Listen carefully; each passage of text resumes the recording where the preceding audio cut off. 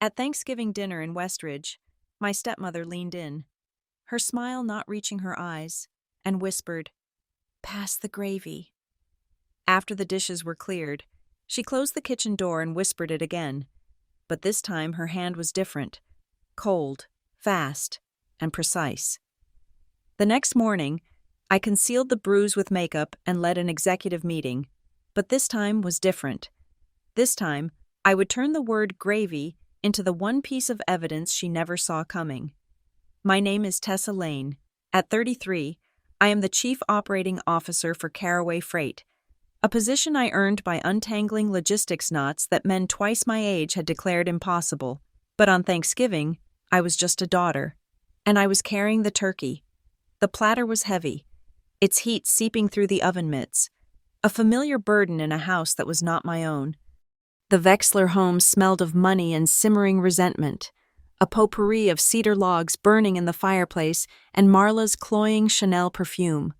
The lights were a dim, buttery yellow, designed to soften the edges of the truth, to make everything look warmer, kinder than it actually was.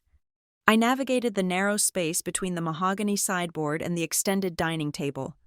My steps measured, every head turned. I was the centerpiece arriving with the centerpiece. Marla Vexler, my stepmother, and the head of human resources at Caraway Freight, rose slightly from her chair at the head of the table. She placed a manicured hand on my shoulder as I bent to set the turkey down. Her touch was proprietary, a brand. Her nails, the color of dried blood, pressed just enough to be felt through the fabric of my sweater. "Pass the gravy," she whispered, her voice a silken thread meant only for me. It was a command disguised as a request. Her smile was a perfect, brittle curve, but it never reached her eyes. Her eyes were chips of winter ice, assessing me, finding me wanting, daring me to flinch. I didn't. I simply nodded, my gaze fixed on the golden-brown skin of the bird. Across the table, my father, Grant, the company's chairman emeritus, raised his wineglass, a silent toast to the perfect family he had curated. His eyes, a faded version of my own, flickered towards me and then away, deliberately missing the faint, yellowish shadow of a bruise on my wrist, a ghost from our last discussion 2 weeks ago. He saw what he wanted to see: a happy daughter, a loving wife, a successful company, the 3 pillars of his legacy. He would not allow a single crack to appear in the facade, even if he had to build it over my bones. I took my seat. The gravy boat was already on the table, a heavy piece of white porcelain with a tight-fitting lid. It looked like an urn. As I reached for it, its weight was unusual, dense. I lifted it and passed it to Marla's waiting hand.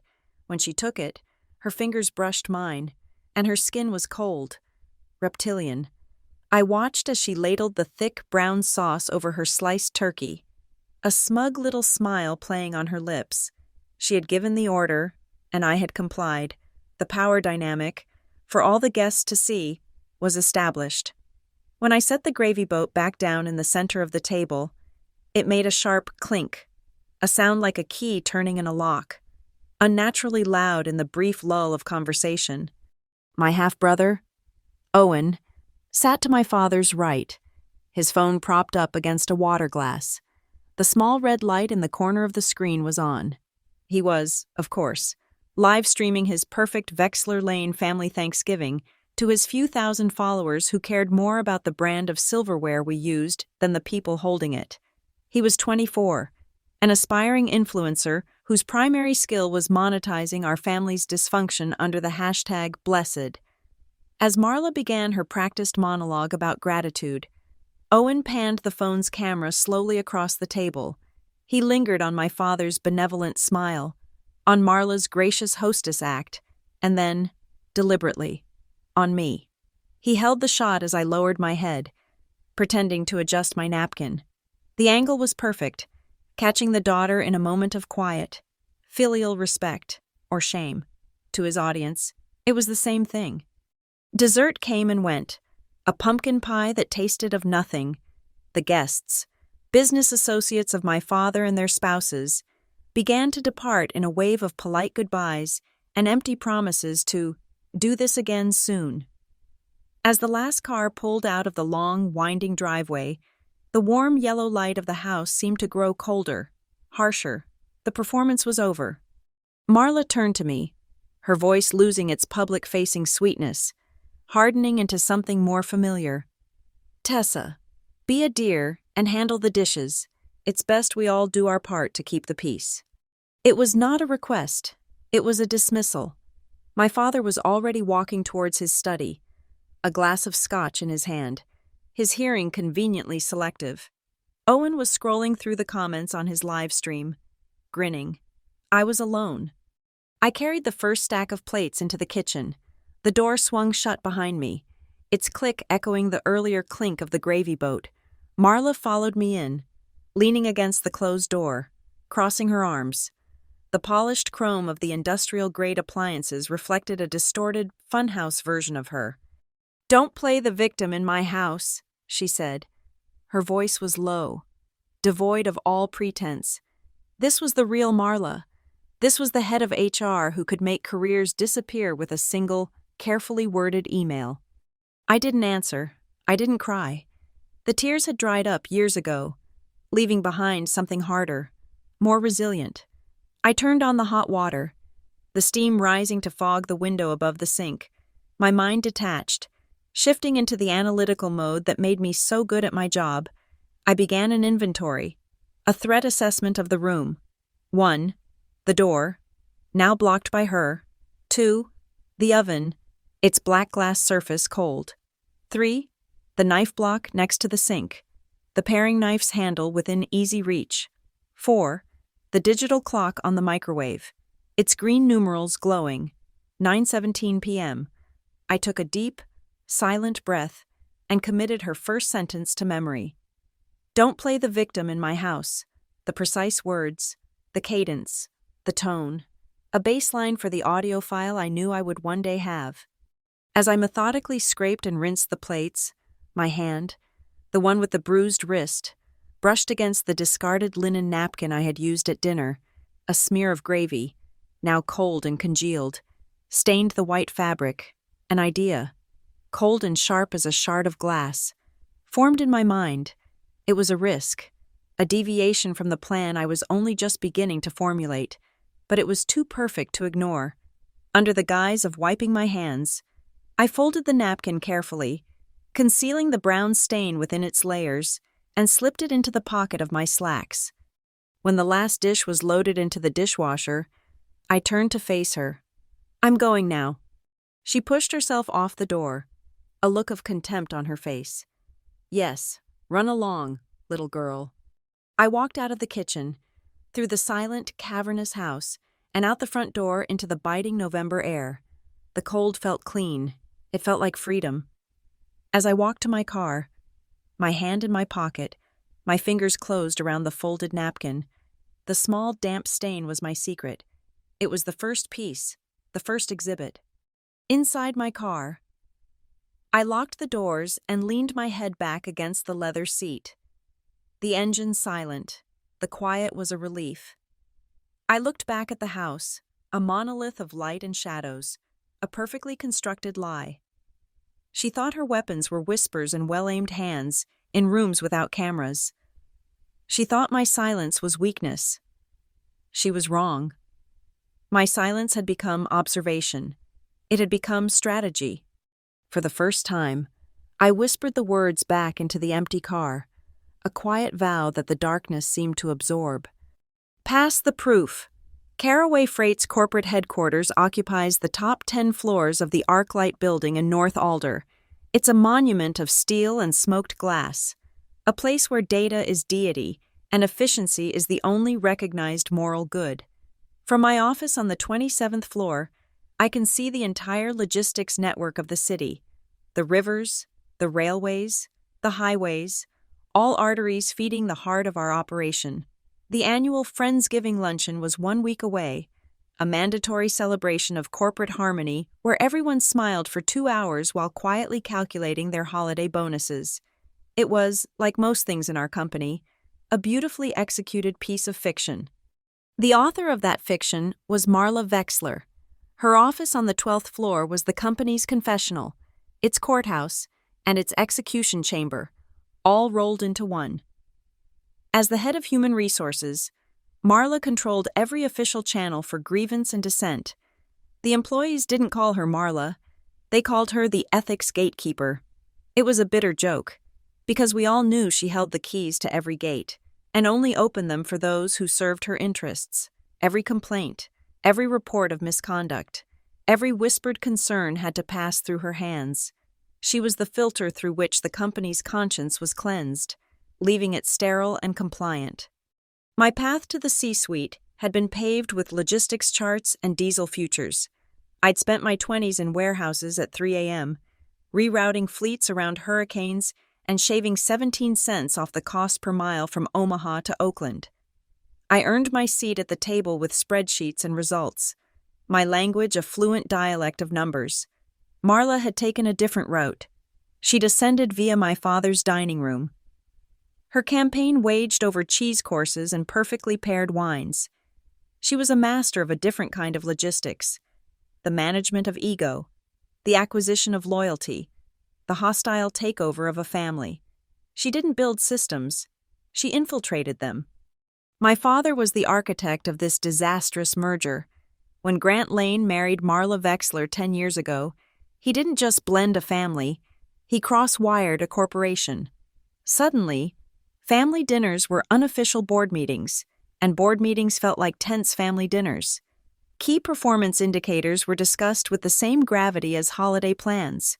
My quarterly reports were scrutinized with the same critical eye as my choice of dinner guest. The line between personal and professional wasn't just blurred, it was erased, redrawn in permanent ink to form a circle that began and ended with my father's approval, an approval Marla now administered on his behalf. The Caraway Freight Employee Handbook is a dense, 120-page document that I had, on a particularly masochistic evening, read cover to cover.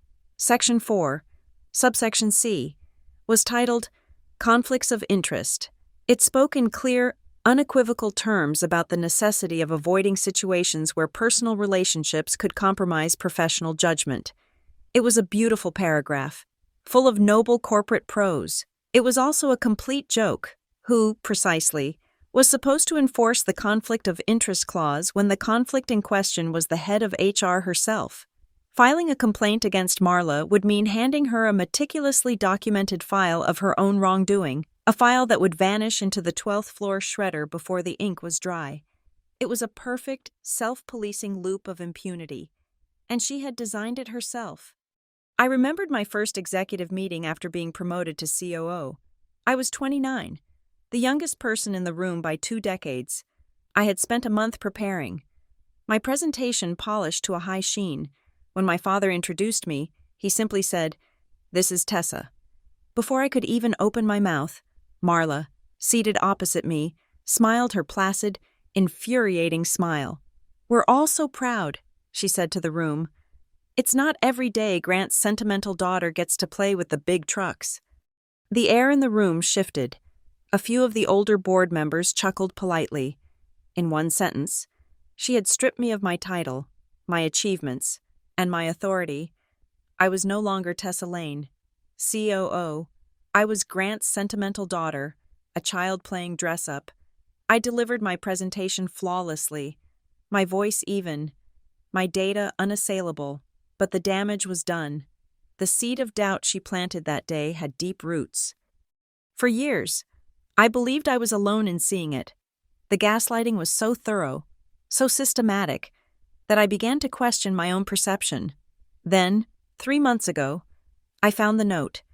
The employee suggestion box is an old wooden crate bolted to the wall in the break room on the 19th floor, a relic from a time when management pretended to care about anonymous feedback.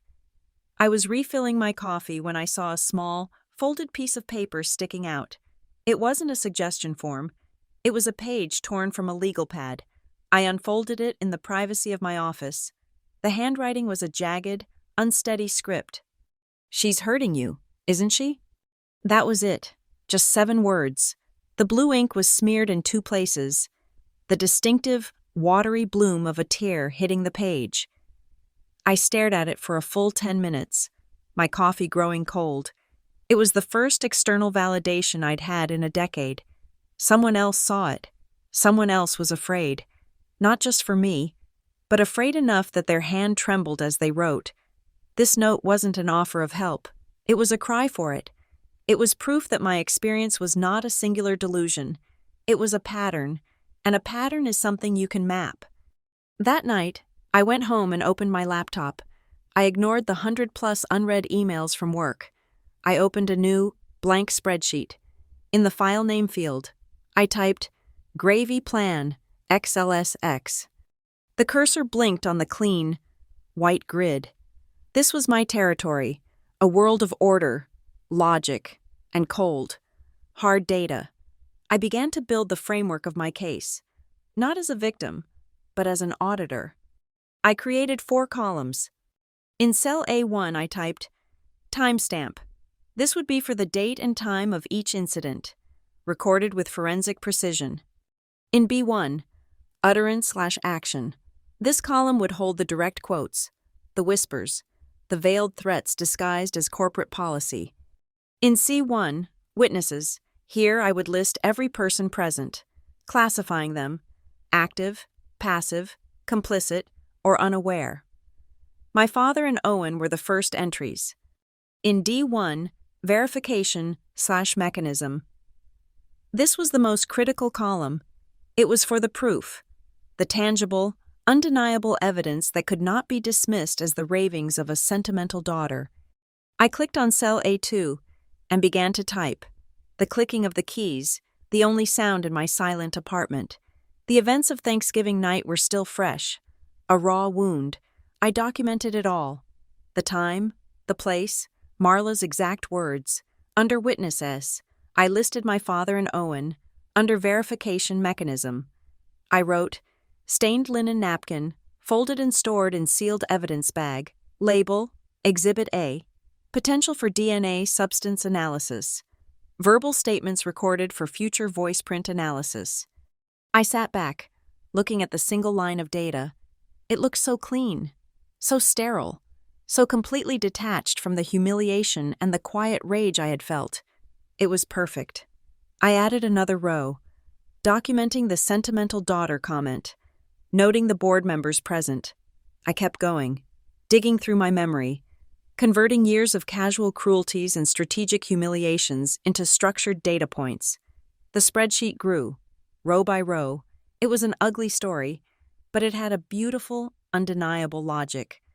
I clicked to the bottom of the sheet and, in a cell far below the data, I typed out the core of my strategy, the thesis statement for my entire operation. Standard reporting protocol compromised. HR is the subject of the investigation, not the arbiter. Evidence must bypass the 12th floor entirely.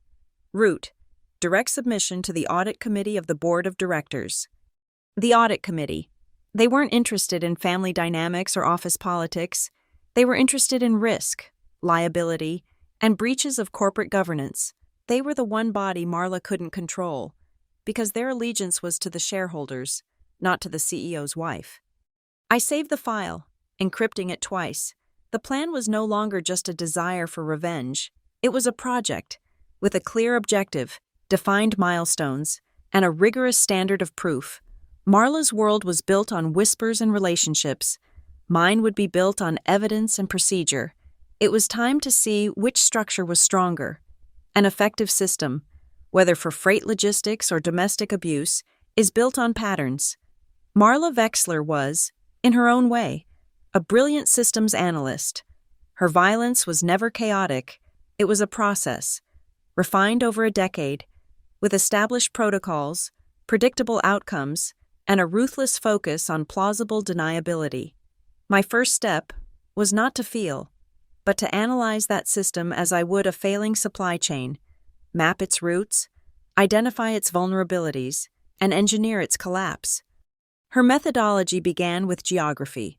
Marla's preferred theaters of operation were the blind spots of domestic life, the functional, unglamorous spaces where a family's private business is conducted away from prying eyes. the kitchen. After the guests had gone, and the sound was muffled by the hum of the dishwasher, the garage, a cavern of shadows and stacked storage bins, where a raised voice could be mistaken for a falling box, the laundry room in the basement, a concrete bunker where the rhythmic churning of the washing machine could swallow a scream. These were not rooms where one placed security cameras. They were transitional spaces, designed for work, not for living, and therefore perfect for acts no one was meant to see. The physical evidence she left followed an equally precise protocol. The marks were always placed where they could be both explained and concealed. A tight, finger-bruising grip on an upper arm, easily hidden by a sleeve. A sharp shove against a countertop, leaving a deep, tender bruise on the ribs. Invisible beneath a tailored blazer. A twist of the wrist that would ache for days, but would look, to the casual observer, like a minor sprain from a yoga class. She never struck my face. That was an amateur's mistake. A loss of control. Marla never lost control. She wielded it with the precision of a surgeon, ensuring the damage was always internal, or strategically placed where it would never be seen in the Caraway freight boardroom. Her verbal weapons were smaller, sharper, and arguably more insidious. She specialized in the language of diminishment. It was always good girl when I complied. A verbal pat on the head that reduced me from a 33-year-old executive to a child. It was, "Don't bother your father with this, sweetie," after a confrontation. A phrase that simultaneously infantilized me and reinforced his status as the untouchable patriarch, shielding him from the unpleasantness she created in his name. These words were not outbursts of anger.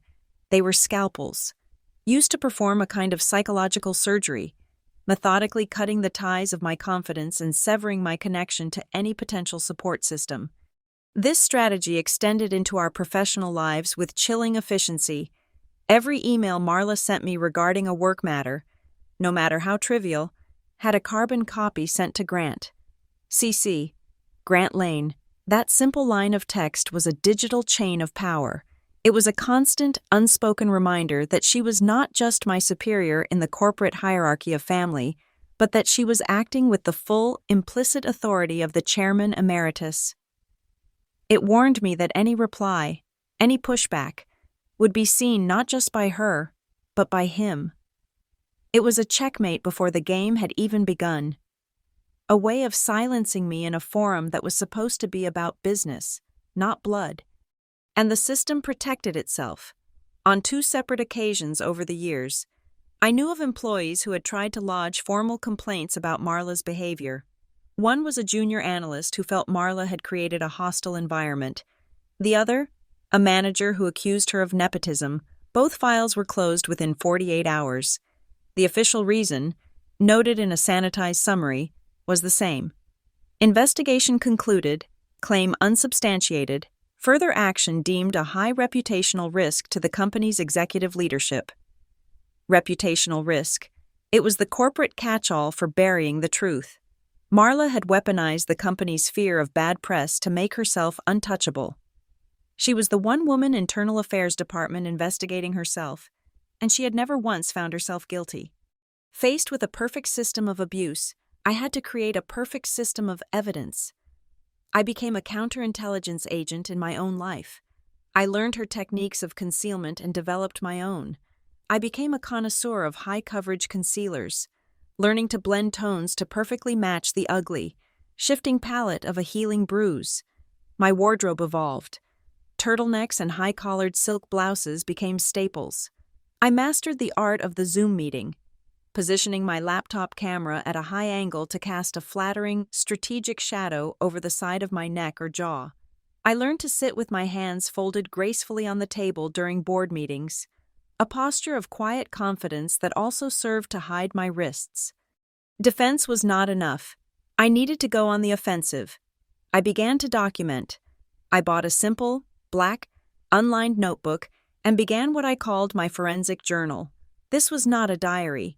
There were no feelings, no angst. It was a logbook. Each entry began with a timestamp, date, time, location. I recorded every interaction, every verbal jab, every physical confrontation, I documented the weather, the clothes we were wearing, the names of anyone else present. I took photographs.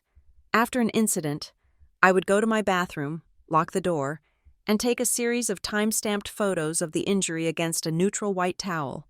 One photo immediately after, one at 24 hours, one at 48, one at 72. I captured the full life cycle of a contusion, from angry purple to sickly yellow-green. I was creating a timeline of violence, a visual narrative that could not be refuted. I found a doctor, a general practitioner in a town 40 miles away where no one knew my name. I paid in cash. An anonymous patient with a recurring problem of clumsiness. I tripped on the stairs again. "Doctor," I'd say with a self-deprecating laugh. He was a kind, older man who would look at the perfectly shaped bruises on my ribs and say, "The stairs, you say?" He would type into his computer, his face impassive. I once caught a glimpse of his screen. My file had 2 sets of notes. The first was labeled Patient Statement. The second, Physician's Observations. I never asked what his observations were. I didn't need to. I just needed the file to exist. An independent, third-party record in a secure system, waiting to be subpoenaed. My documentation became more proactive. I started to build a trap. I realized that Marla, like many narcissists, had signature phrases, verbal tics, that she returned to again and again, her favorite, deployed whenever I showed a glimmer of autonomy in the house, was, "Not in my house." It became my target. I learned to bait her, to lead her down a conversational path where that phrase was the only logical conclusion. I would talk about wanting to host a dinner for my own friends. "Not in my house," she would snap. I would suggest a new piece of art for the living room. "We don't need that here. Not in my house." Each time she said it, I logged it, building a data set of her verbal signature. I even developed a way to tag the audio I knew I would one day have to secretly record. After any tense exchange, any whispered threat, I would force myself to say, in a clear, polite voice, "Thank you, Marla," or, "I understand. Thank you." It was a bitter pill to swallow, an act of submission that grated on my soul. But in my strategic framework, it was a brilliant tool. It was an audio marker. When reviewing hours of ambient sound, I wouldn't have to search for her whisper. I could just search for my own clear, distinct voice saying thank you, and I would know that the critical evidence was in the seconds immediately preceding it. It was a way of indexing the abuse, of turning my forced compliance into a weapon. I knew, with a certainty that chilled me, that my day of reckoning could not be a random Tuesday. It couldn't be a quiet filing of a lawsuit. That was not her style. Her abuse was performative, staged in the context of family gatherings and holidays. My revenge had to be the same. The spreadsheet on my encrypted drive was the script. The evidence logs were my props. But the stage had to be perfect. It had to be a day of celebration, a day when the entire company was watching, a day just like the one where it all began. I knew the day I would finally pass the proof. It would be a holiday. A plan on a spreadsheet is a static thing. To bring it to life, you need assets. And my first asset was human. Her name was Mira Cho, a senior counsel in Caraway's legal department. Mira was an island. She'd been with the company for 8 years, reported directly to the general counsel, and had never once attended a Vexler Lane holiday dinner. She was sharp, perpetually unimpressed, and most importantly, she owed Marla nothing. Her office was on the 25th floor, a Spartan space with bare walls and stacks of legal briefs tied up with string. It was the safest room in the building. I presented my case to her not as a daughter, but as an executive outlining a high-stakes operational risk. I used terms like compromised officer, systemic procedural breach, and potential liability. I never used the word abuse. Mira listened without interruption, her expression unreadable. When I finished, she swiveled in her chair and looked out the window for a long moment. "The audit committee," she said, turning back to me, "and the ethics committee of the board. You file a whistleblower complaint simultaneously with both. You cite Section 7 of the Corporate Governance Charter, the clause about executive malfeasance. It triggers a mandatory, independent investigation that HR has no jurisdiction over. She confirmed my strategy was not just viable, it was textbook. But you need more than a logbook and a stained napkin. Tessa, you need something they can't ignore. Something incontrovertible. I knew. The next phase was procurement, the fictional state of Norland, where our headquarters was located, operated under one-party consent for audio recordings. My participation in a conversation was all the legal consent required. I spent a week researching, finally purchasing a microphone the size of a thumbnail, a German-made device used by documentary filmmakers for its ability to capture crisp dialogue in noisy environments. The delivery system had to be perfect. A pen was too cliché, a brooch, too obvious. It had to be something that belonged in the environment, something Marla would never look at twice. It had to be the gravy boat. I found a near-perfect replica of her porcelain urn online, and when it arrived, I began the painstaking work of modification. In my small workshop, surrounded by tools for repairing electronics, I carefully drilled a pinhole in the underside of the lid's handle and embedded the microphone within, securing it with epoxy resin. It was invisible. The testing was rigorous. For 3 nights, I staged mock dinner parties in my apartment. I set a single place at my dining table, put on a recording of ambient restaurant noise, and clattered silverware against plates, pouring water and wine, all while the microphone in the gravy boat lid was active. The initial playback was a mess, a cacophony of clinks, clanks, and scraping porcelain. Voices were audible, but not clean enough for an evidence file. Mira connected me with a freelance audio engineer, a quiet man who specialized in sound restoration for court cases. I sent him my noisy test files without explanation. 2 days later, he sent me back a custom digital filter. He called it an EQ preset, but I renamed the file Clink Cancel Felt. When I applied it to my test recordings, the result was magic. The harsh, high-frequency sounds of cutlery and glass were suppressed, while the mid-range frequencies of the human voice were amplified. It was a digital scalpel, and it could now isolate a whisper in a storm of dinner party noise. The trap was ready to be set. I called my father. "I was thinking," I said, my voice pitched with just the right amount of daughterly warmth. "Since we'll all be so busy for the company Friendsgiving next week, maybe the 4 of us could have a quiet pre-Thanksgiving dinner at my place this Saturday? My treat." There was a muffled sound as he covered the receiver to speak with Marla. When he came back on the line, he sounded pleased. "What a wonderful idea. Tess, Marla thinks it's high time you started hosting. We'll be there at 7. Marla's approval was the tell. She saw it as a capitulation, a sign that I was finally embracing my domestic role. She had no idea she was accepting an invitation to her own arraignment. On Saturday evening, my apartment was a sterile, controlled environment. The replica gravy boat, its microphone fully charged, sat in the center of the table, a Trojan horse in plain sight. When they arrived, Owen immediately pulled out his phone. "Gotta get this for the stream," he announced. "Tessa's first ever family dinner." "Owen, the lighting is so harsh there," I said, pointing to a small side table next to a floor lamp. "Why don't you prop it up over here? It'll look much better." He bought it completely, positioning his phone exactly where I wanted it, creating a secondary, wide-angle audio source that would corroborate the primary recording from the gravy boat, the perfect backup. The dinner was a masterclass in tension. I served roast chicken.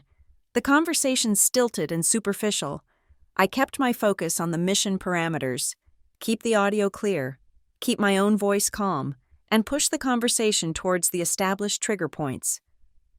As we finished dessert, I made my move. "I was thinking of redecorating," I said casually. "Maybe add some warmer colors, make this place feel a little more like a real home." Marla put down her fork, her smile tightening. "It's a lovely apartment, Tessa, very efficient, but you can't make a house a home with just a coat of paint. I just want it to be a place where I can be myself," I said, looking her directly in the eye. The bait was taken. She leaned forward, her voice dropping to the familiar, venomous whisper the microphone was waiting for. "You can be whatever you want to be at your little office, but you will not bring that attitude here. Not in my house." She had misspoken, a Freudian slip, claiming my apartment as her own territory. It was better than I could have hoped for. Then, as she got up from the table, she walked past my chair and her hand shot out, grabbing my arm just above the elbow, her fingers digging in with painful force. "Do you understand me?" The sound of her fingers squeezing my arm, the rustle of my sleeve, and my sharp intake of breath were all captured with perfect fidelity. The hidden microphone in the gravy boat didn't miss a thing. "Yes," I said, my voice steady. "Thank you, Marla." The audio marker was now in place. They left soon after. The moment the lock on my front door clicked shut, I went into my bathroom. The mask of composure fell away, replaced by the cold focus of the archivist. I took the first time-stamped photograph of the 4 distinct red marks on my arm, already beginning to darken. I extracted the WAV file from the microphone. It was 14 megabytes of pure, unadulterated truth. I applied the clink cancel filter, and her voice emerged from the noise, clear and damning, followed by the sound of the assault. Over the next 3 days, I followed my protocol, a photo at 24 hours, the marks now a deep purple, 48 hours, a sickly blue-green, 72 hours, a faded yellow. For each photograph, I didn't just save the image. I used a color calibration tool to extract the average lab color values of the bruise. L, 45.1, A, 5.3, B, 6.8. It was no longer just a picture of a bruise. It was objective, quantifiable data, a scientific fact that could be entered into a report. On Tuesday afternoon, I met Mira in a coffee shop miles from the office. I handed her a single, encrypted flash drive. "It's all there," I said. Back in her office, she plugged it into a sandboxed laptop. She didn't listen to the audio. She didn't look at the photos. She simply ran a command. A long string of letters and numbers appeared on her screen. "That's the file's SJ256 hash," she explained. "It's a unique digital fingerprint. From this moment on, we can prove that this file has not been altered by so much as a single byte. The evidence is locked." The heist was over. The asset was secure. Everything was ready for the show. The attack came, as I knew it would. At 9:03 a.m. on Monday morning, it arrived not with a bang, but with the quiet, sterile ping of an email notification. The sender was Marla Wexler. The subject line was a masterpiece of corporate aggression. Urgent. Formal notice of administrative leave. It was addressed to me, but the CC list was the real message. Grant Lane. Arthur Vance, General Counsel. Eleanor Vance, Acting Chair of the Board. This wasn't a warning. It was a public execution. I read the body of the email, my face impassive. I was being placed on immediate, paid suspension pending a formal investigation into a serious conflict of interest. The reason cited was an allegation that I had used my position as COO to intimidate a subordinate employee. The employee, of course, was not named. The details of the alleged intimidation were not specified. The accusation was a ghost, a formless, unsubstantiated claim designed to be impossible to refute. It was a classic Marla move, precise in its damage, but vague in its details. She had timed it perfectly. The Caraway Friendsgiving luncheon was on Friday. By suspending me on Monday, she was ensuring my public disgrace. I would be absent. My empty chair at the executive table a testament to my fall. She was removing me from the board before the most important corporate performance of the season. She believed she had cut me off at the knees. A slow smile spread across my face. She hadn't accounted for one thing. I had already amputated my own legs and replaced them with something stronger. Her move wasn't a surprise attack. It was a predictable, scheduled event in my project plan. Gravy plan, XLSX, Cell F5, anticipated retaliatory action, suspension on false pretense. She was not only following my script, she was doing so right on schedule. My fingers flew across the keyboard. I didn't call my father to plead my case. I didn't send a frantic, emotional rebuttal.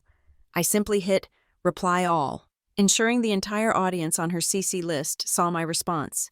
My email contained a single, surgically precise sentence. Thank you for flagging this.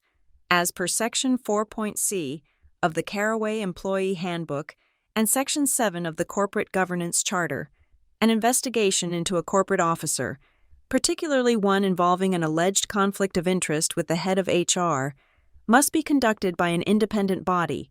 I therefore trust the Ethics Committee will be handling this matter directly, not the Human Resources Department. I hit send. In the game of corporate chess, I had just flipped the board. I had taken her accusation and used it as the legal justification to move the entire proceeding out of her jurisdiction. At precisely 9:05 a.m., 2 minutes after my reply, a second email was sent. This one was from Mira Cho. It was addressed to Eleanor Vance and the head of the Audit Committee. It was CC'd to the General Counsel. The subject line was stark. Formal whistleblower complaint. Notification of executive malfeasance and breach of fiduciary duty. Attached to the email were 5 password-protected files. MVR audio evidence, WAV photo log, time-stamped, PDF forensic journal extracts, PDF, independent medical report, PDF, hash key verification TXT. Mira's email was as clinical as my own. It stated that as per my rights as a whistleblower, I had provided evidence of a pattern of misconduct by a senior executive, and that the initial retaliation for my attempt to address the issue internally had already begun. Referencing Marla's suspension email as Exhibit A of the cover-up, the trap had been sprung. My official status was now working from home. I packed a single briefcase from my office on the 27th floor, nodding politely to the concerned glances from my executive assistant, but I didn't go home.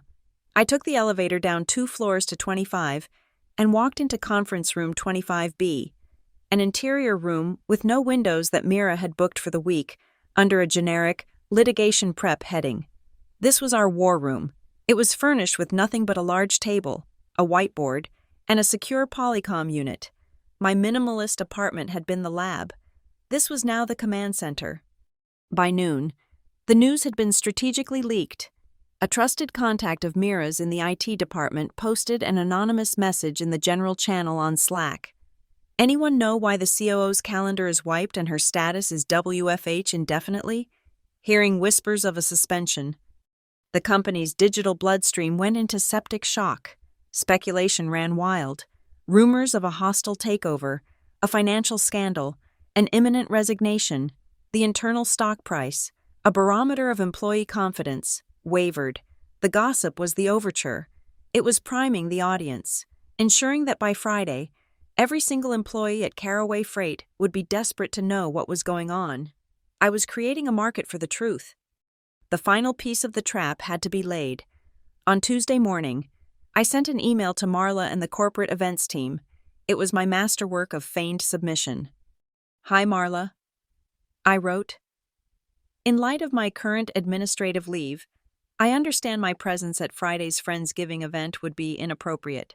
However, to ensure continuity and show my support for the team, especially our drivers and warehouse staff, I would be happy to provide a pre-recorded video message. It would be my honor to still thank them for their hard work this year. You could play it at my scheduled time. Please let me know if this works for you. I was handing her the knife and offering her my throat, the opportunity to control my final public message. To play a video of a defeated, neutered Tessa Lane would be irresistible to her. Her reply came in under an hour. Tessa, that is a very mature and thoughtful solution. Please send the video file directly to me. The AV team and I will handle it from there. I could feel the smug satisfaction radiating through the screen. She thought she was directing my surrender. She had no idea she was queuing up her own execution. In her mind, the game was over. She had taken me off the board, silenced my voice, and was now generously allowing me to broadcast my own eulogy. The trap, as my plan had noted, was now fully and irrevocably closed. In the quiet of the war room, I stared at the whiteboard. It was covered in flowcharts and timelines, a complex web of legal maneuvers and psychological gambits. Everything had led to this point. I opened a new file on my laptop, a simple text document that would contain the final checklist for the operation. I centered the cursor and typed the project's official, final name. It was time to go live. Pass the gravy. Live. The main lobby of the ArcLight building had been transformed. Enormous banners hung from the vaulted ceiling, printed with slogans of corporate gratitude. Our drivers move Caraway. Our people move us. A long buffet table groaned under the weight of roasted turkeys and glistening hams. The air was thick with the scent of pine from decorative wreaths and the low murmur of a few hundred office employees making small talk. A massive screen, usually reserved for stock tickers and company announcements, was set up at one end of the room, flanked by two towering stacks of speakers. This was the stage. The event was being live-streamed to the three largest Caraway freight depots in Norland, meaning the audience wasn't just the white-collar workforce, but the blue-collar heart of the company. The drivers, mechanics, and warehouse crews. Everyone was watching. From my command center in conference room 25B, I watched the same feed on a large monitor. Mira sat beside me, silent, her laptop open. We had a direct line to the AV booth, but our primary view was the same as everyone else's. I saw Marla, standing near the podium, resplendent in a sharp crimson dress. She was in her element, the gracious host, the benevolent ruler of the company's culture. She moved through the crowd with practiced ease, a touch on an arm here, a shared laugh there. My father, Grant, was seated in the front row of chairs, looking every bit the proud patriarch, a silver-haired lion in winter. My absence was a palpable thing, a ghost at the feast. I could feel the whispers, see the sideways glances, the suspended COO, the disgraced daughter. My eyes scanned the room on the screen. Looking for my prop, I found it. On a small table laden with decorative gourds and autumn leaves, placed there by the events team, sat a single, elegant piece of white porcelain, a gravy boat, 2 days earlier. Mira had sent an anonymous email to the junior event planner from a burner account. A gravy boat would be a lovely and symbolic touch for the Thanksgiving decor, don't you think? Evokes a sense of family and bounty. The planner, eager to please, had requisitioned one from the executive dining room's china collection. It sat there now, a silent, ceramic witness, waiting for its cue. The clock on my monitor ticked to 11:55 a.m. Marla ascended the 2 steps to the podium. "Welcome, everyone, to our annual Caraway Friendsgiving," she began, her voice smooth and amplified, filling the lobby and echoing in the warehouses hundreds of miles away. She spoke for a few minutes, delivering a flawless speech about teamwork, dedication, and the Caraway family. It was a performance worthy of an award. "As many of you know," she continued, a note of carefully modulated sympathy entering her tone, "our COO, Tessa Lane, is unable to be with us today. However, in the spirit of unity, she has prepared a short video message for all of you." I watched as the AV technician, a young man named Ben, whom I'd only ever seen wearing headphones, looked to Marla for his cue. She gave him a crisp nod. On the screen, I saw him take a black USB flash drive from an envelope marked HR, Eyes Only, and plug it into his console. It was the drive I had sent to Marla, containing a 60-second, perfectly benign video of me reading anodyne corporate platitudes from a teleprompter. But that was not the drive he had just plugged in. The drive he was using had been sitting in the back of his console since 8 o'clock a.m. Mira, armed with a high-level IT access card and a box of donuts, had paid a visit to the AV booth during the morning's audio-visual checks. While Ben was distracted by a conversation about speaker placement, she had performed a simple sleight of hand. The drive she'd left behind was identical in appearance, but its contents were radically different. The decoy drive I'd sent to Marla was now sitting uselessly in a drawer. The clock hit 11:59 a.m. Marla concluded her remarks. "And now, A message from Tessa.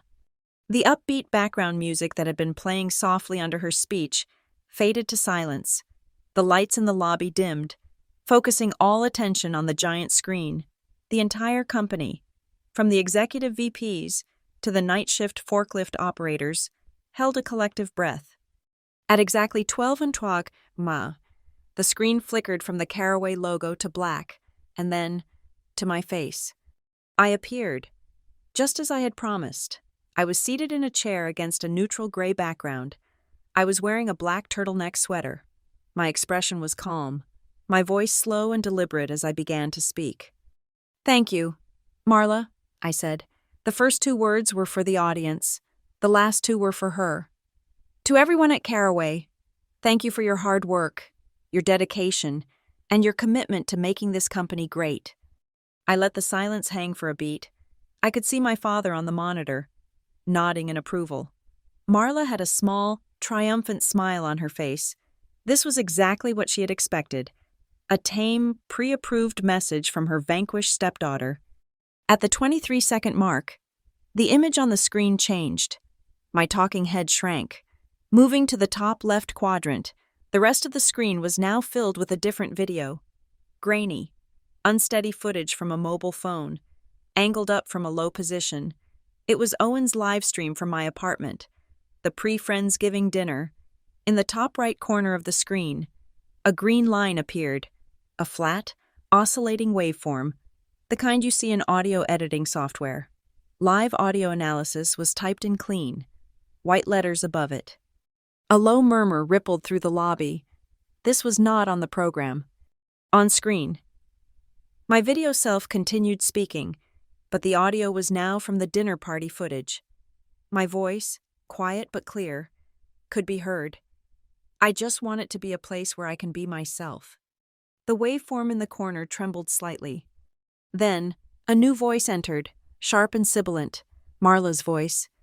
"You can be whatever you want to be at your little office, but you will not bring that attitude here." The camera feed from the lobby cut to Marla at the podium. Her smile had vanished, replaced by a mask of rigid confusion. Her eyes were locked on the screen. My father was leaning forward in his chair, his brow furrowed. The audio continued, the whisper filling the vast, silent space. "Not in my house." The waveform spiked, then a sharp, ugly sound. The percussive thud of fingers hitting flesh, the rustle of fabric, and my own sharp, involuntary intake of breath. A collective gasp went through the arc-light lobby. It was a sound I could feel even 2 floors down. On the screen, the waveform showed a violent, jagged peak, labeled in red. Audio peak. Physical impact detected. The crowd was absolutely deathly still. My talking head on the screen looked directly into the camera, my face a study in calm resolve. The pre-recorded audio of my corporate speech was gone, replaced only by the damning silence from the dinner party. Then, at the 58-second mark, the dinner party footage faded to black. My image remained, and across the bottom third of the screen, a simple sentence appeared in white. Sans serif font. The head of human resources has the power to unilaterally investigate and close any employee complaint filed against any executive. A second sentence faded in beneath it. This is why a company needs a mandatory, independent process for investigating its own power brokers. The video held on that text for 10 seconds, and then faded to black. The Friendsgiving was over. The trial had just begun.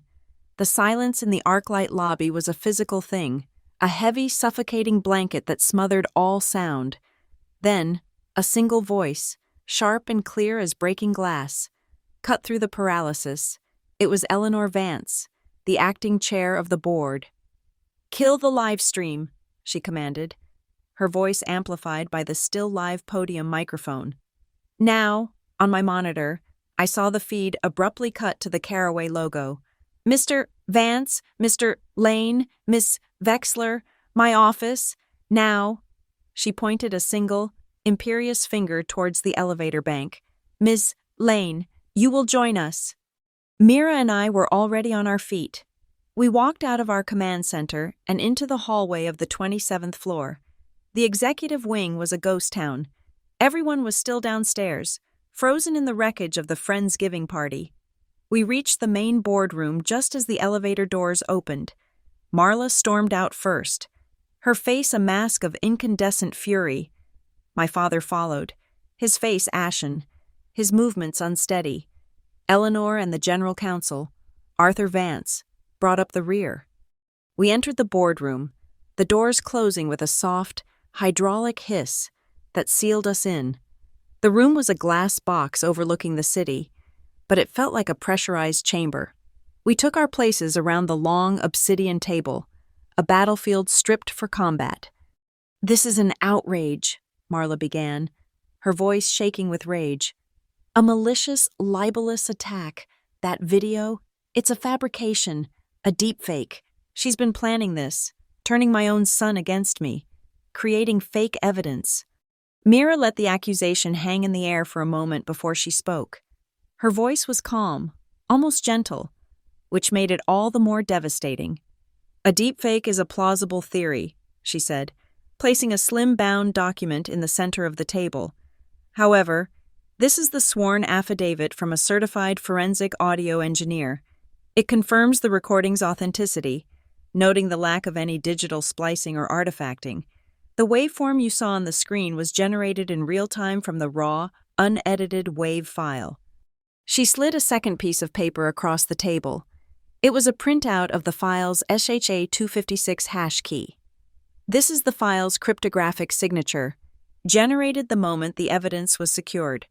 It provides a mathematical certainty that the file presented to the Ethics Committee 10 days ago is the exact same file played today, unaltered by so much as a single byte. We can have the engineer on a video call in 2 minutes to testify to that fact, if you wish." Marla stared at the documents as if they were venomous snakes. The word deepfake died on her lips. The air of righteous indignation evaporated, replaced by the cold, hard gleam of panic. My father's hand trembled as he reached for his water glass. He looked at his wife, his voice a hoarse whisper. "Marla?" It was a question, a plea, a prayer for a denial that he already knew wasn't coming. Marla didn't look at him, she looked at me. Her expression was no longer one of anger, but of pure, undiluted hatred. It was the look reserved for a traitor, for a creature who had betrayed its creator. I had broken the foundational rule of our family. I had told the truth in public. "Before we discuss the evidence," I said, my voice clear and steady, "I'd like to address the procedure. My actions in bringing this matter directly to the board were not emotional, they were contractual." I opened a binder in front of me. The Caraway Employee Handbook, page 83, section 12, subsection D. In circumstances where the head of human resources is the subject of a formal complaint, the complainant has the right and the obligation to bypass the standard HR reporting structure and submit their grievance directly to the Ethics Committee of the Board of Directors. I was, in fact, the only person in this room following the rules. My words hung in the air. A direct challenge to the corporate governance they all purported to uphold. "Furthermore," Mira continued, taking her cue, "this was not an isolated incident." She placed 3 more files on the table, each one containing a single, heavily redacted email. "These are the records of 3 separate complaints filed over the last 5 years, one from a junior analyst, one from a regional manager, one from a senior driver, all of them alleged misconduct by members of the leadership's family, and all 3 were summarily closed by HR, citing potential reputational risk. This isn't a family dispute, it is a documented pattern of behavior, a systemic suppression of complaints to protect one executive, which has exposed this entire company to catastrophic legal and financial liability." Just then, the screen at the end of the boardroom flickered to life. The head of the audit committee, a man named David Chen, appeared via a prearranged Zoom call. "Eleanor," he said, his face grim, "I feel it is my duty to inform the board that the audit committee received a formal whistleblower complaint from the COO 10 days ago, complete with preliminary evidence, We opened an independent investigation at that time. File number 7 to 14B. Our investigation is ongoing. The trap was now complete. My actions were not rogue. They were the first step in a sanctioned, independent corporate investigation. Marla was no longer the accuser. She was the subject. Arthur Vance, the general counsel, cleared his throat. There is the matter of the recording itself. We have our external counsel on the line to confirm its legality. Another face popped up on the Zoom screen. The lawyer was brief. Under the laws of the state of Norland, recording a conversation to which you are a party requires the consent of only one participant. The recording is legally obtained and would almost certainly be admissible as evidence in a court of law. Thank you. The face vanished. Every escape route was closed. Every defense was shattered. The room was silent, waiting. Eleanor Vance looked at me. Tessa, do you have anything to add? I looked past her. I looked at my father, at his collapsed posture and his trembling hands. I looked at the board members, at their calculated, emotionless faces. I had spent years building a case with data and evidence, but it all came down to a single, simple truth. I said the 7 words I had been waiting my entire adult life to say. I reported, she punished, you enabled it. The final word was aimed at my father, but it hit them all. Eleanor Vance's face was stone. I am calling for a vote, she announced. A motion to place Marla Vexler on immediate, indefinite suspension, pending the results of the Audit Committee's investigation, and a second motion to place all human resources data, documents, and servers under the immediate control of the Audit Committee. All in favor? Hands went up around the table, one by one. Even my father, his face a ruin of conflict and shame, slowly, agonizingly, raised his hand. The motion carries, Eleanor declared. She looked at Marla. You will surrender your laptop, your phone, and your access card to security on your way out of the building. You are not to contact any Caraway employees. Is that understood? Marla said nothing. She simply stood, her chair scraping harshly against the floor, and walked out of the room without a backward glance. The door hissed shut behind her. The queen was deposed. Her kingdom was being dismantled. As the meeting broke up into a flurry of hushed, urgent conversations, I remained seated for a moment. Then I stood and walked to the floor-to-ceiling glass wall that overlooked the city. I saw my reflection superimposed over the sprawling grid of streets and buildings. I was standing perfectly straight, my shoulders back, my chin level. I was no longer bowing my head to anyone. The daughter was gone. The COO remained. The boardroom emptied out in a flurry of hushed phone calls and averted gazes. Soon, only 3 of us remained. My father, myself, and the ghost of the family we used to be. He looked smaller in his chair, a titan diminished, the architecture of his authority now a ruin around him. He opened his mouth to speak, but was interrupted by a soft knock at the door. A man I vaguely recognized from family Christmases past stepped in. It was Samuel Albright, my father's longtime estate planning attorney, a man with a face as dry and discreet as the legal documents he trafficked in. He carried a single, sealed manila envelope. He did not look at my father. He looked directly at me. Mr. Lane instructed me to give this to you. Ms. Lane, Albright said, his voice a neutral, professional hum. My instructions were to deliver it at my discretion. Following a specific triggering event, he placed the envelope on the polished table between us. That event was, and I quote, "The moment the Caraway freight head of Human Resources is placed under formal investigation for credible allegations of workplace abuse or violence." My father flinched at the words. The foresight was chilling. This was not a contingency he had just thought of. It was a ghost he had been living with for some time. I picked up the envelope. It was heavy, the seal unbroken. I tore it open. Inside were 2 documents. The first was a letter, written on my father's personal stationery, in his familiar, sloping hand. The date at the top was from almost exactly a year ago, just after the Thanksgiving where I'd first considered that my bruises were a form of data Tessa, it began. If you are reading this, it means I have failed.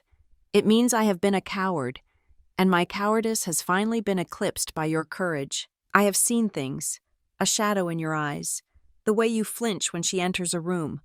I have suspected for a long time that Marla's cruelty was more than just words, but I chose not to look too closely. I chose the comfort of a peaceful home over the duty of a father, and there is no excuse for that. I am ashamed. I cannot undo the years of silence, nor can I ask for your forgiveness, but I can give you a tool. I planned for this day, hoping it would never come, but building a weapon for you in case it did. Use it. Fix the company I allowed to be broken. Fix the mess I was not strong enough to prevent. The second document was not a letter. It was a legally binding amendment to the Caraway Family Trust, which held the controlling interest in the company. It was dense with legalese, but its function was brutally simple. It was an emergency protocol, a C-suite kill switch, citing the chairman emeritus's fiduciary duty to protect the company from extreme internal risk.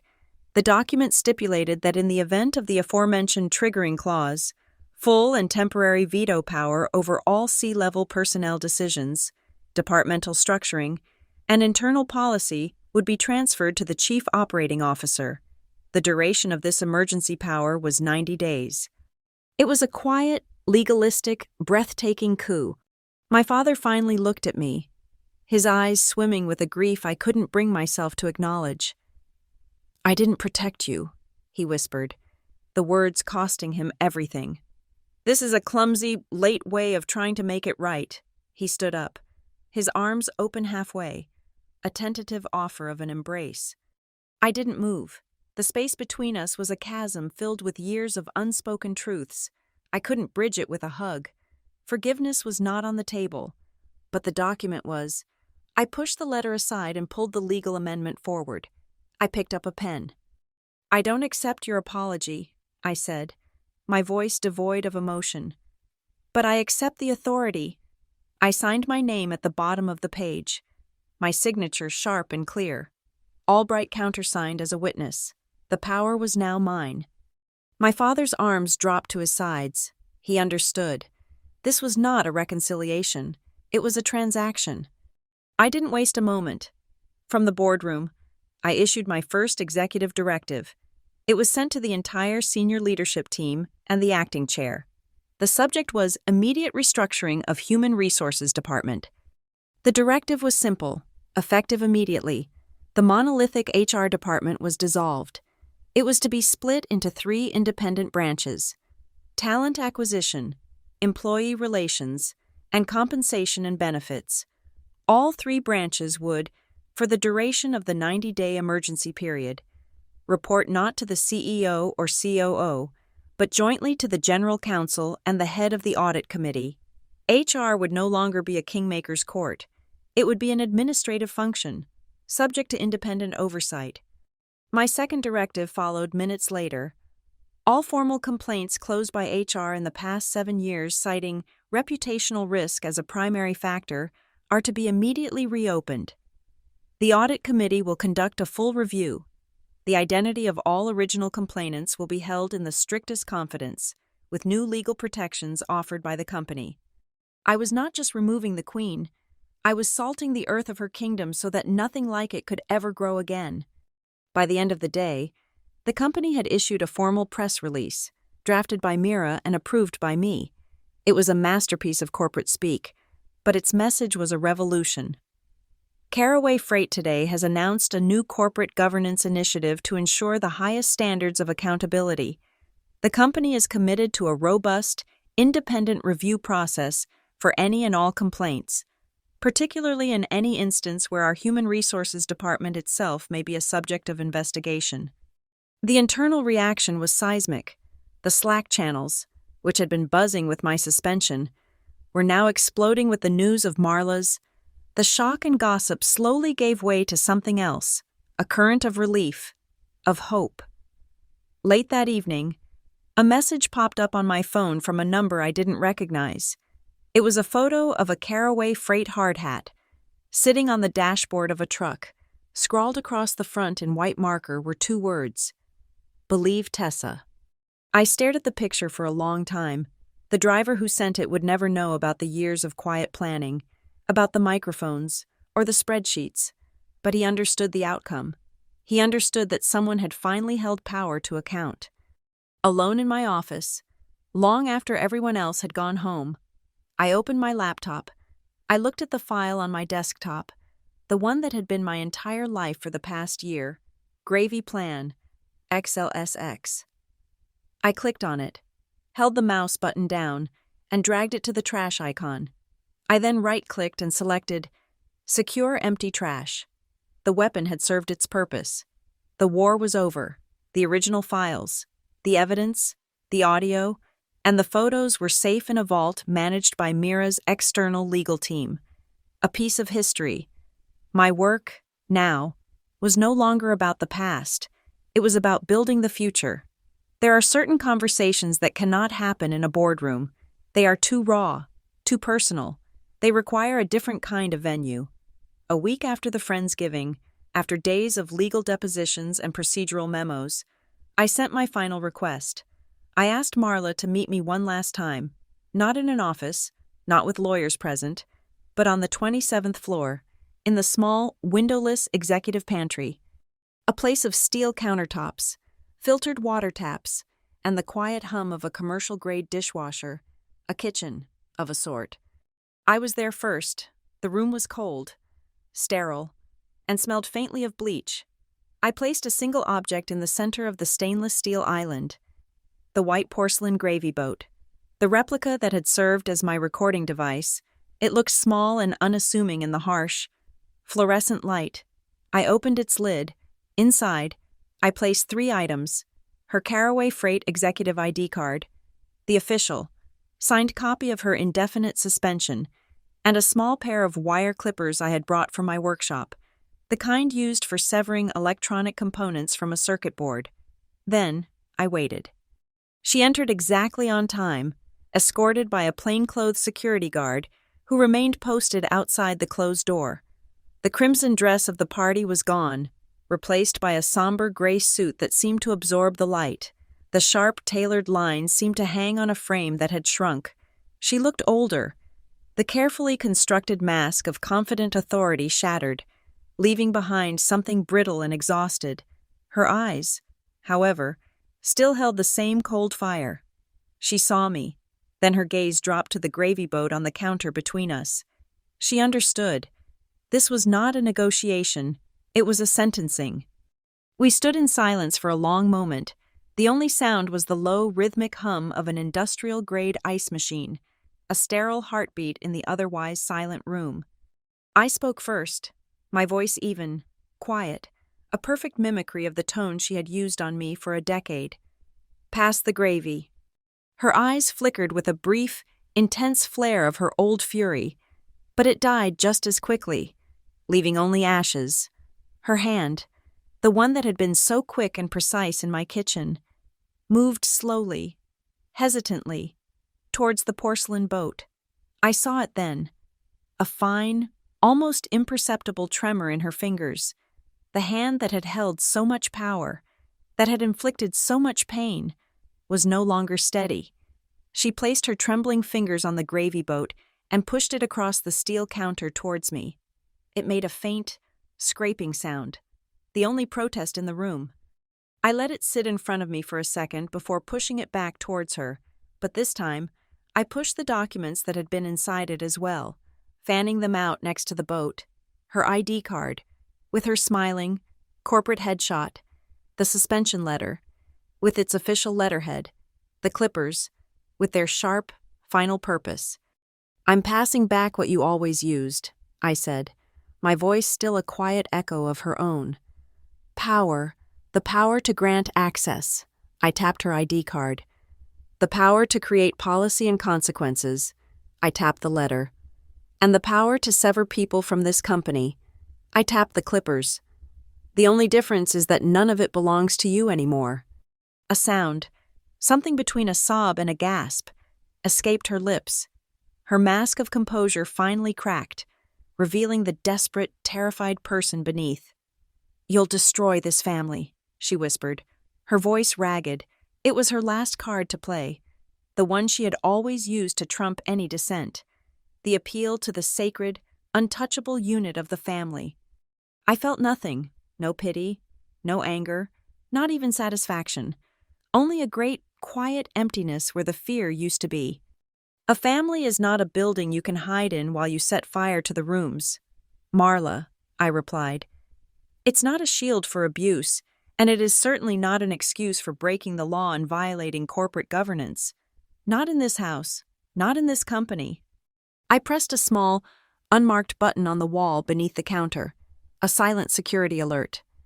The door opened. 2 uniformed security officers stepped inside. One of them, a tall woman with a calm, professional demeanor, looked at Marla. "Ma'am, we'll need to escort you out now." Marla's eyes darted from me to the guards, then back to me. It was over. Truly, finally over. Mira appeared in the doorway, a silent, impassive witness to the transfer of power. She did not look at Marla, not even once. Her presence was purely procedural, the legal department's confirmation that protocol was being followed. The guard gently took Marla's arm. "Your card, please, ma'am."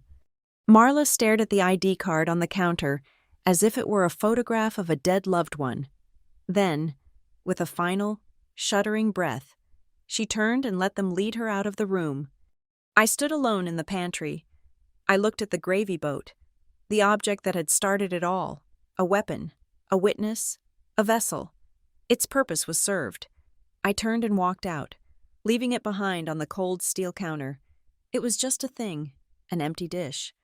I walked to the elevator bank, Mira falling into step beside me. The doors opened with a soft chime. As I stepped inside, I caught my reflection in the polished brass doors, a woman, standing straight, in a simple white blouse. There were no bruises to conceal. My neck was bare. My hands were steady. As the doors began to close, I heard it, one last time, from down the hallway where they were leading her away. A whisper, faint and powerless, a ghost of a sound with no authority left, a word swallowed by the closing doors, by the hum of the building, by the silence of her absolute and total defeat. The elevator began its smooth descent. I did not look back. The elevator doors opened onto a battlefield in the quiet moments after the war. The great lobby of the ArcLight building was a landscape of aftermath. The vibrant, festive energy of the Friendsgiving luncheon had evaporated, leaving behind a kind of weary stillness. A cleaning crew moved with quiet efficiency, their carts rattling softly on the marble floors. Half-eaten plates of food sat on abandoned tables, the gravy congealed, the turkey cold. A banner proclaiming, "Our people move us," had come loose on one end and hung at a drunken, crooked angle. The scent of roasted meat and pine had been replaced by the sharp, clean smell of industrial disinfectant. This was the unglamorous, necessary work of erasure, of wiping the slate clean so that business could resume tomorrow. I walked through the cavernous space, my footsteps echoing slightly. Ben, the young AV technician, was coiling thick black cables near the podium. He saw me and stopped what he was doing. He didn't speak.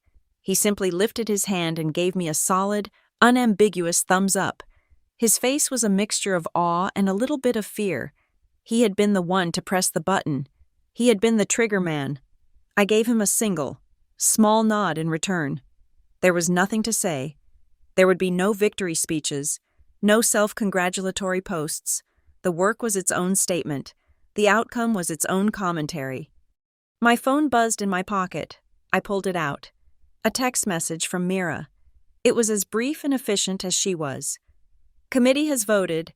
Full protections and legal counsel extended to complainants A, B, and C. They've already been contacted. They are safe. I read the message twice.